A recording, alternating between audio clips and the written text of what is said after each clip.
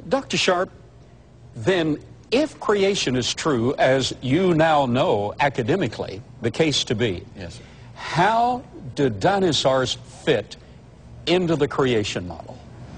Dinosaurs fit in as just simply being the creation of land-dwelling reptiles. They're lizards.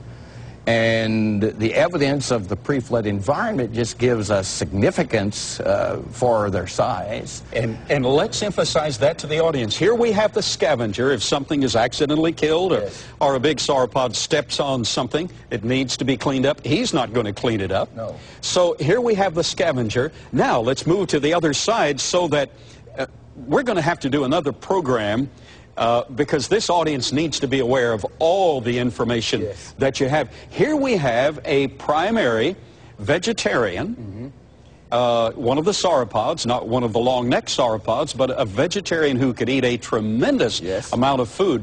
And along with that, we have other creatures like Pachycephalosaurus. Now, I'm sure that 80% of the school kids in this audience could tell us what this is, but I want you to tell us, what's this guy?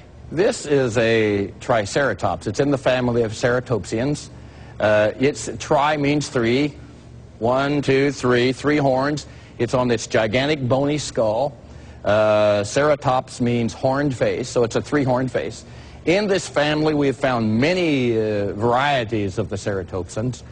We've found no horns. We've found 5 horns. We've found many horns, okay? This happens to be a Triceratops prosus. The horridus has much heavier horns. This guy was found in South Dakota. How long is this creature? This guy's about 22 feet long. How much would he weigh? Probably 4 tons. Oh, 8,000 pounds. Incredible. Yes. He could harvest a lot of vegetation. And we thought, Dr. Ball, that this was a large adult until a discoverer not long ago found a skull of a Triceratops that was nearly 9 feet from the tip of the snout to the top of the frill. This one's 4.5 feet. So they're saying a yearling. This is a yearling. This is a young juvenile. Yes. Incredible. What an amazing creature. Now let's step over here for a moment as we talk briefly about the creation model. Why would we need such creatures like this? 24 feet long, 8,000 pounds? Because a biblical prediction of the creation world prior to the fall would have included even prior to the flood, it would have included unbelievable vegetational growth. There's a reason for that vegetational growth. Yes. The diameter of the earth was slightly smaller. We know the earth has expanded, and you have taught science and earth science for years in your academic pursuits. It is recognized by geophysicists worldwide that the earth has expanded in diameter. We know when it did expand. In Genesis chapter 10, verse 23, we have the description of Peleg. In the days of Peleg, after the flood, the earth divided, expanded. Let's put it back like it was. Now, we have calculations to show that the earth was approximately 10 to 12% smaller prior to that subdivision or that expansion. Maintaining the same mass, just diminishing the volume, let's shrink the volume. I have engineers who have run the calculations on this. The universal law of gravitation mandates that if you maintain the same mass but shrink the volume, you increase the gravitational attraction at sea level, yes, which would mean that you would essentially double the atmospheric pressure. That solves some major problems. First of all, these creatures had small lungs. Let's get back to your Albertosaurus over here. The rib cage of this supposed predator is incredibly small. That's right. And in order for him to thrive at all, he would need more assimilation of oxygen, yes, and the creation model solves the problem. Were it not for the increase, Dr. Ball, in pounds per square inch in terms of gravitational pressure from what it is now to probably at least 2 gravities, yes, maybe 30 or 32 pounds per square inch, these big animals couldn't breathe, most particularly the sauropods. A 50-foot sauropod couldn't get air into his lungs. Now, at Texas A&M University, they found that if you double the atmospheric pressure like you're describing, you triple the assimilation of available oxygen. Yes, sir. Then you mentioned the vegetation. Yes. We now have 3.5% 2, carbon dioxide. But if you're going to double the atmospheric pressure, there's indication that we also had increased carbon dioxide. Yes, you would get vegetation growing out the roof. Yes, sir. Now, in these closing moments of the program, Dr. Sharp and I want to apply the truth that we've been talking about. And we have a lot more to tell you. We'll have to do another program on this. This is absolutely awesome.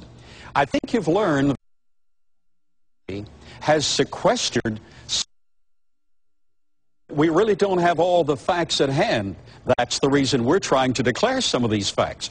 For these guys to run around at all, it requires a creation context, not an evolutionary context, for them to function.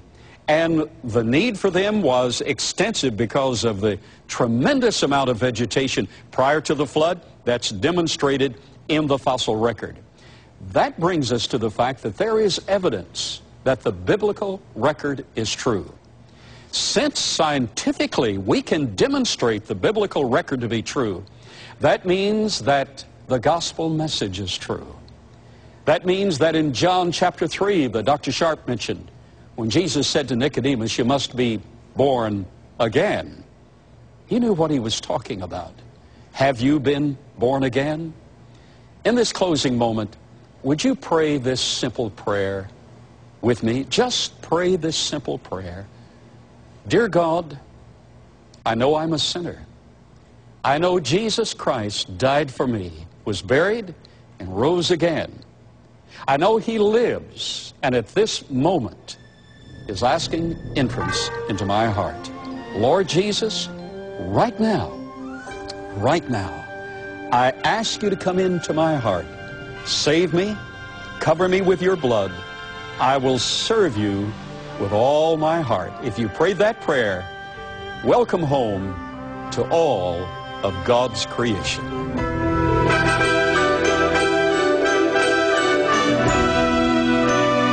Creation in the 21st Century has been sponsored by Trinity Broadcasting Network. And only with your love gift of support can this program stay on the air. So write to Creation in the 21st Century, P.O. Box A, Santa Ana, California, 92711.